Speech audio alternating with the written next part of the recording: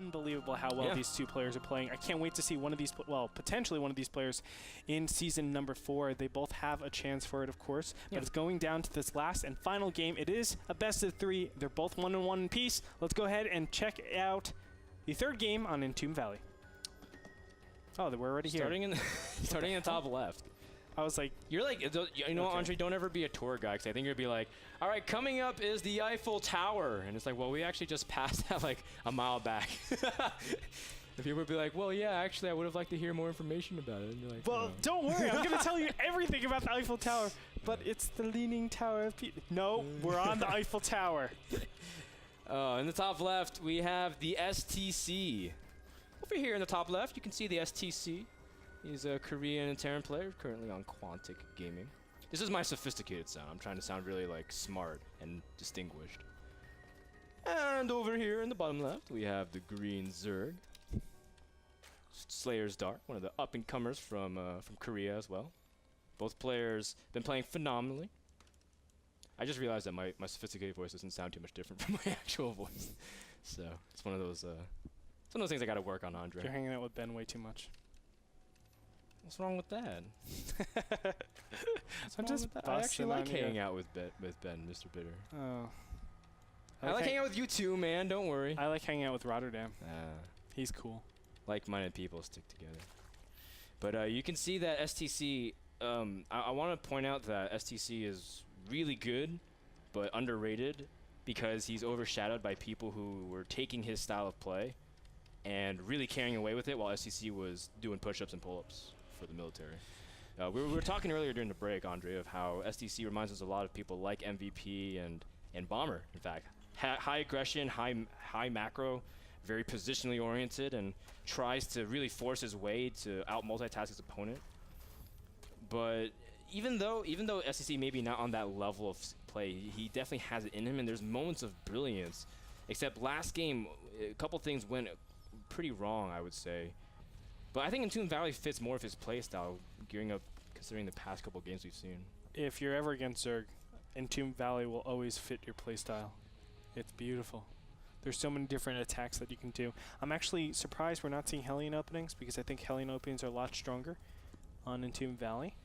Offensively, defensively, I do think Marines double barracks openings are a lot better. Roach Bane busts are very prevalent, so you want to get that Marine count, you want to get that bio count up as fast as possible. So that's why I can see, you know, defending, you go Marine to offensively, you go Hellions. Hellions, obviously, the third base, super hard to get as Zerg. Yeah, I feel you. And I think the biggest thing with that is StC will have a lot more easier time controlling more of the center, just because the counterattack paths are not as easy. Especially Mech is really good on this map, actually, when I think about it. I don't know if that's what StC plans on doing. In fact, he has double barracks. The way double barracks works is you can poke really early on to deny a Zerg's third. But again, it depends on how the Zerg opens up as well. You can see Double Queen opening low gas. I mean, at this point of the stage of the ZVT metagame, the openings are pretty similar across the board unless you want to cheese early on. Yeah, I mean, we normally see some sort of variation of triple command center coming out from the Terran. Probably even see that in TVP as well. Everything's just get more command centers. Actually, if you're Tage, it's also in TVT.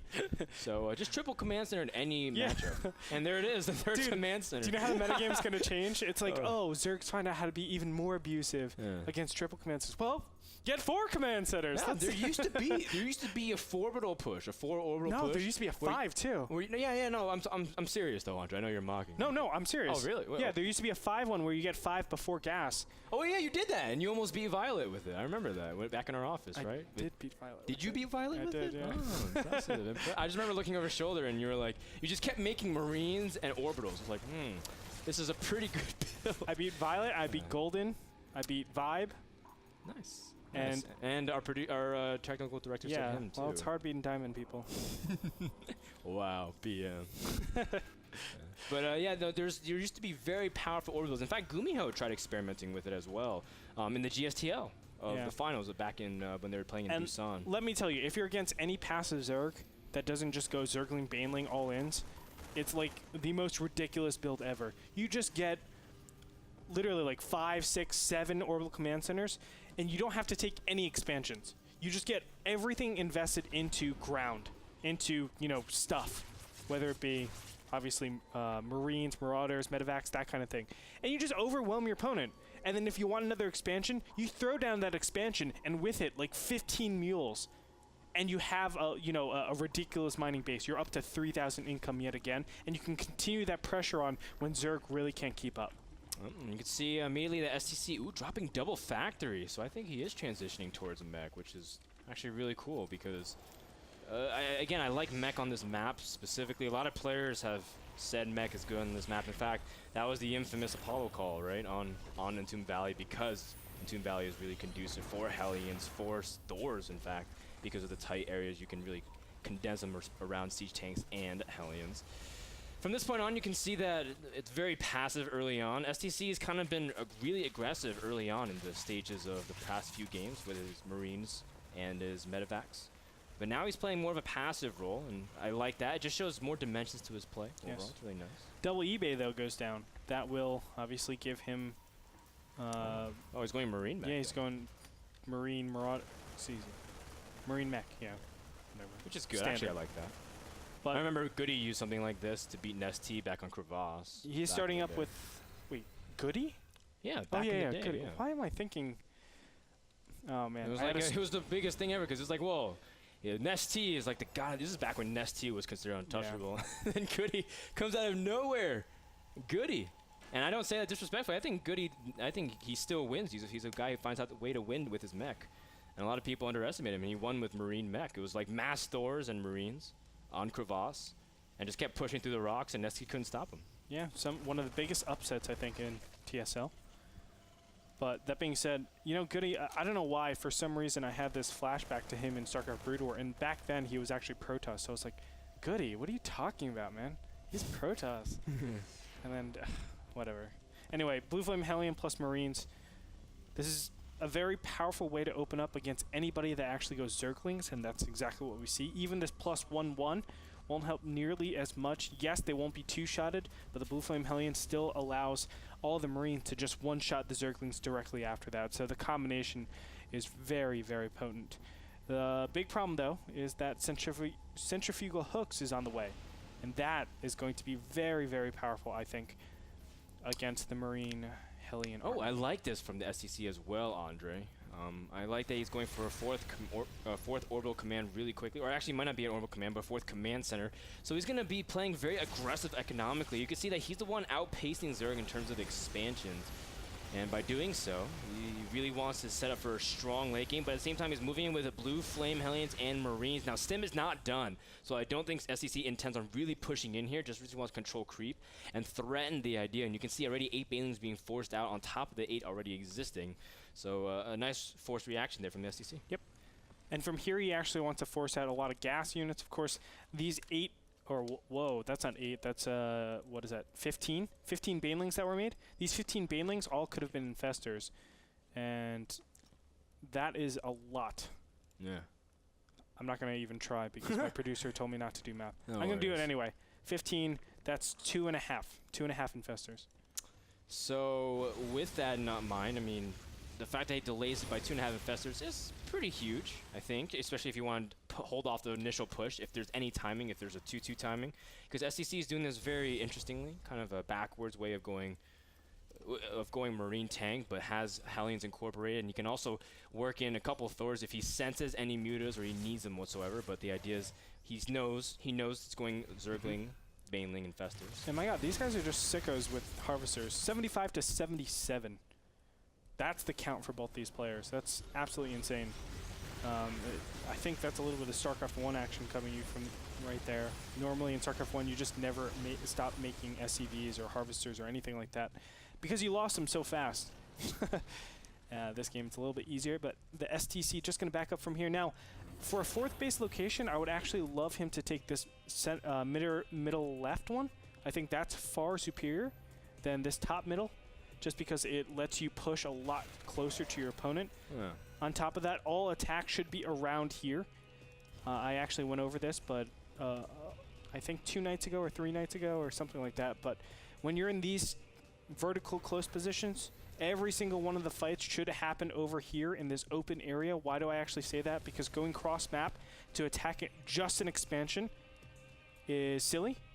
You let yourself open to counterattacks, and attacking into this position takes out creep, and at the same time you're able to isolate the fourth base to kill it. Yeah, it's a very strong position indeed, and just like you said, the counterattacks also does exist in terms of heading over to that one expansion, especially because it's not a planetary. That'll make it a little bit trickier for StC if Dark really chooses to commit to that. Now he has a huge flank of Zerglings as well. He catches the Blue Flame Hellions. That's going to be very useful considering that a lot of mobility is in those Blue Flame Hellions to really deny the Zerglings position. And just like that, you can see the Hive is finished, +3, as well as Adrenal Glands have started. StC doesn't really have too much other than just raw power at this point. 2-2 won't finish for the next 30 seconds or so. And StC has to be very cautious because Zerglings have that advantage, and that's very big. You might think it's not that big, but I think it's DPS big. is huge, especially with the ability to withstand Marine shots. Definitely. And here we go, actually pushing across map. This is really risky. We're going to see a really good attack, though, coming from all sides. There it is. Starts up. Nice fungal growths are going to land in the middle of the pack, and the Zerglings will be able to surround completely. Boom! And StC loses everything before 2-2 and +1 finishes for his mech weapon. So we're talking about how careful he had to be. And again, it's not necessarily a bad position. If you're able to push and solidify the siege tank and really anchor them down, of course, that fourth base would be non-existent at this point for Dark. But Dark was able to catch it because, again, spreading creep to the center as well as a little bit past his fourth base was phenomenal for his ability to surround his opponent. Oh, what are you doing, Zerglings and Banelings? Okay, they're just going to go back home. I think this is correct. Zerg really don't need to actually do anything, knowing that you killed all those units. What I like to do when I'm in this situation as Zerg is actually make a ton of units like this, Zerglings and Banelings, and look like I'm about to kill my opponent. And it's going to accomplish one of two things. It's going to force out a lot of units that aren't actually going to defend. Hold that thought real quick. Big attack coming in here. He's just going to back up from here. No Infestor is actually around the area, and it's because all of his gas is not going towards defending, not going towards... towards Infestors, which actually give you the ability to defend against all of this a lot more efficiently. Oh, the Infestors do manage to get out, just like you said, but the Zerglings have managed to surround the tanks. And talking about trading very well, Zerglings for tanks is always good, although a few Banelings were committed to the Marines. I mean, Zerglings for tanks is always really good because you're trading minerals for gas. The StC really shouldn't be pushing out here, though. I mean, you lose your big push, you know you're behind an army, and you're not going to have an upgrade advantage, so where is really the ability to do a lot of damage? He's relying on just being, I think, like, having better micro, and that's how he's going to kill his opponent. But the fact of the matter is now he's had 2 trades, meaning he still hasn't been able to work up into that, you know, tier 3 level units, or at least get the ability to defend against Broodlords effectively. Losing another siege tank is very crippling. Yeah, it's just so annoying, Andre. The fact that he can't establish a really strong base to his army. He can't get tanks at a higher count than 2 or 3 or 4 because he keeps losing them here and there. And it gets to the point where you can't confront the army because the siege tank is so thick, and Zerg really doesn't know how to deal with it, and they kind of have to wait for Broodlords to really break it, or they, for some reason, go Ultralist and try to use Infested Terrans. But at this point, Dark's got all the time in the world because he knows his opponent is continuing to expand, and even though StC has shown aggression, he's already prepared. He's got 7 Broodlords, he's got a few Infestors out, and it's only going to get stronger from that point on. Yes, sir. Infestor's going to be caught a little bit out of position in the center of the map, but he's going to just back up from here. StC knows he has to do something about it. He is maxed at 200-200, and he has a pretty sizable Viking count. I still don't think that is going to be enough. Yeah, 10 Vikings with no upgrades is not that strong. Against 7 Corruptors and 6 Infestors. In this position, he wants to be actually turtling out, trying to trade out with just drops and not confront anywhere. Pushing to the bottom right-hand corner basically says, I'm 100% going to have a big engagement. Oh, a huge fungal as well on a lot of StC's Marines, but StC really wants to deny these exterior bases, but the Marines are not paying attention. The Banelings roll straight into them. The easiest trade for Dark that he's had all series long. StC also has his Vikings clumped up. And clumping up has been the big story, Andre. These Vikings have just been a jar of anchovies. Oh, wait, sardines, not anchovies. A jar of sardines. They just keep packing together so tight and keep getting fungled and surrounded and attacked. That you can't keep doing this if you want to start trading efficiently with Zerg. Correct. Anchovies, lol. And now, in this position, Zerg has to go on the counterattack. Don't go on the counterattack. You're actually giving the StC the time to actually make the right units. Go attack, max out, don't worry about your army composition, and just keep the flood going. Because really the StC has to involve or incorporate all of his gas into defending against these Broodlords. That's going to just make him overmake units on the top, and he needs something of, I guess, substance on the bottom, which would probably be Infestor, Zergling, Baneling, and if he can, Ultras. That's what he really needs. I don't know if he has the infrastructure, actually. Does he have Ultra Den out somewhere? I don't think so. In fact, he's getting another Spire as well, so he can start double Spire upgrades. Something that's good, considering that he knows his opponent's trying to go for mass Viking switch. He's making 6 at a time, in fact. Dedicating almost all of it. Now, we see building armor and high-sec auto-tracking research, and StC has been trying to incorporate this into his play, but realistically, how much is he going to be able to really fend off this army, especially since he's been avoiding Ghost? Ooh, a Baneling mine and a drop that has been spotted. So actually, a lot of small action going on the map, Andre. Yeah. It's really tough for both these players. I understand where Dark is going. He's saying my end game is just fantastic. Let's go into endgame. And he's sticking with that. I'm super serious, though. He missed a lot of critical timings that he should have hit. And not having the Ultra Den actually could affect him quite greatly. You need that ability to actually switch over from one tech to another. And that way, you know, you're able to deal with, you know, I guess the strength of Terran as they get into that later game stage and start to clear out some of their SCVs. Look at their harvester counts, 81 to 90. Are you kidding me? Such high econ from both players to the point where their army supplies are surprisingly low, just barely above 100 each. Oh, there's a lot of Banelings rolling straight into tanks.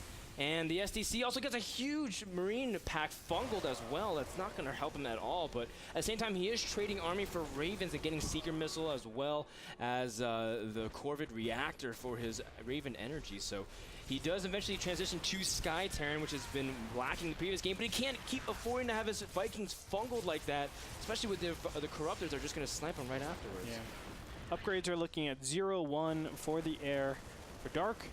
And I believe 0-0 still for the StC.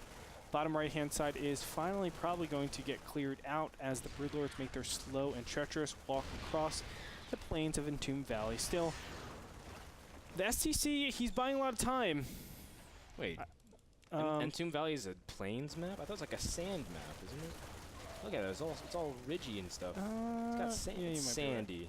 The sand, the dunes of Entombed Valley. You're right. In the most technical way. Right. So you can see that StC is now just trying to use his mobility with Marines to try to pick apart bases. This is what Terrans love doing late game. But I want to see if he's able to really utilize his Raven micro, because if he gets his Ravens caught, then boom, game over. Yeah. Can't do anything about that. Well, this endgame stage, it really turns into, if he gets his Ravens caught, boom, endgame. If you get all of your units caught, boom, endgame. You know, it's like the Ravens can kill you, they can win you games at the same time. So we'll see how he actually utilizes these. I like these slow transfers. These little pockets of units that just get traded. They do a little bit of economic damage. Yeah, they do. They do a little bit of economic damage, but he sees it with the watch. This sensor tower, by the way, is clutch. I want to point out, but is StC able to get the Seeker missiles he wants? And we'll see in a little bit. Now, these Seeker missiles, no matter what, are going to do a lot of damage. I mean, whether it's just giving them a lot of space. Obviously, Corruptors might want to run in case, of course, that AoE just kills every single one of them. Or it's going to give them, obviously, the kills. So the StC has to... No, Dark has to be very careful with how he actually approaches this, because he's not on creep. It makes him very immobile, and he can easily lose everything. Oh my god! A huge fungal catching 4 Ravens as well as at least a dozen Vikings. No secret missiles released just yet, but he's releasing straight into the Broodlord pack, a detonation, but the Ravens with so much energy. Gonna release also another pack, more explosions, and a few Broodlords are dropping as well, as almost all of them are super weak, and 1 Raven is gonna drop as well. The Marines trying to deal with everything. Oh, yikes, the Bane's doing massive damage as well, Andre, for this counterattack, and that is so much lost for both players. Oh my gosh, the StC, I think he lost the worst end of that. Wait, he's also counterattacking the bottom right as well, taking rid of expansions, but I mean, he's losing also his production lines. It takes so long for the Ravens, because even the Ravens pop, they need time to accrue energy. How great would Ultra switches be right here to go directly into the production line? He has an Ultra Cavern. Where are the Ultras now? He doesn't have an Ultras, but he has the Cavern. It's at his 3rd, right next to his Greater Spire and his regular Spire. All right. But yeah, he's making Painlings now in the production line. StC is actually still a max, so Dark shouldn't get too overconfident. But the fact is, when Ravens come out with Seeker Missiles, crazy things can happen, Andre. But he hasn't been able to harvest it. He had 4 of his Ravens caught and 2 more caught right after. And that's a big problem. Now, here's the other big problem. Dark is about to be only mining on 1 base. He really needs to take care of that bottom right, but how is he going to do that? Oh, Banelings are going to crash onto this planetary fortress. That should be able to kill. No. Yeah. Is it going to really kill? No, he's not.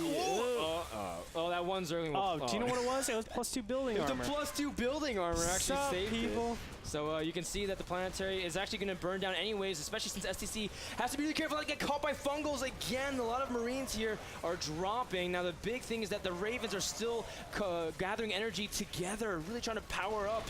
This is the Spirit Bomb, man. And the Ravens are like, lend me energy, because they really need to get 1 huge attack off. And if you can deal with the Broodlords, I mean, sure, there's a huge remax for Zerg, but at least StC will be able to have some more time to really gather more of his energy. And Ravens can trade really cost efficiently as long as you can get them together. Yes.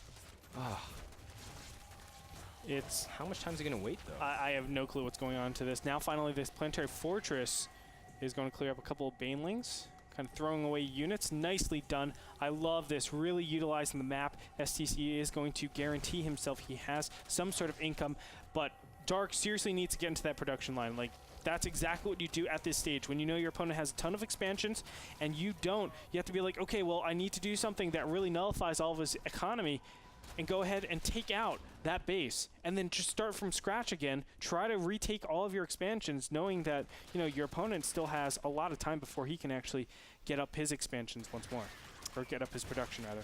Dark's also trying to attack not only the natural front, but also the right side. He's trying to go for more bangs, rolling into the planetary fortress, or going straight for the SCVs and trying to directly attack the remaining economy of the Terran opponent. And you see the planetary does drop. The good news is that StC still has orbitals, you know, mining on different bases, but man, it's been very, very heavy slugging back and forth. StC also trying to drop again, but he hasn't really even confronted the Broodlord pack, has he? Where's this huge Sky Terran army? It's in the top right-hand corner.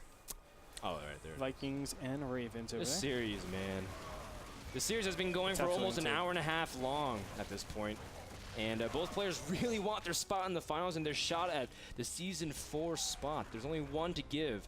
And you have to win in the finals. You can't lose here at the semis. In fact, losing at the semis gets you nothing, Andre. So these players definitely want something for their efforts. Absolutely. First and second place get $1,000 split between them. A couple auto turrets are going to come out here. There's a lot of energy actually being... Oh, no, never mind.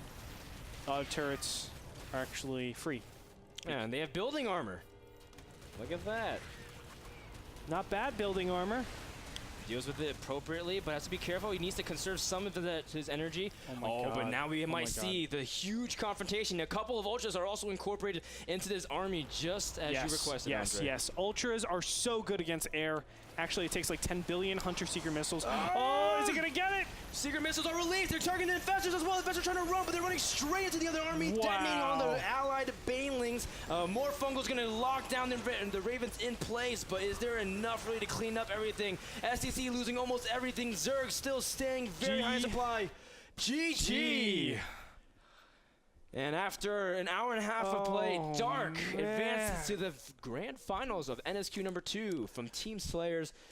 taking out Quantic StC in 3 very exhilarating but exhausting games. That guy is good. Gosh. That guy is good. I love his end game. Man, really, honestly, it's so funny because he makes such an effort to keep his units apart, and then when he just, like commands them to like do something to attack, they all just get back together again. You know what I love about Dark so much is that he didn't necessarily make the 100% best actions with his army. He just stayed back, but he had so much confidence with how good he was that he was able to do just so much damage every single time and keep up with the StC. StC really, I think, pushed Dark all over the place, but Dark was able to keep up every single time. Very well played, and I can't wait. Can't wait to see what he's going to happen in the finals. In fact, we don't know who he's playing yet in the finals. That was just the first series, guys. We'll find out what happens because the next series will be Spanishiwa versus Arthur. We'll find out what happens when we come back after a quick commercial break. Don't go anywhere. More action to NSQ number 2 when we come back. Why would you do that? Which camera are we on? There was that one. That doesn't make sense.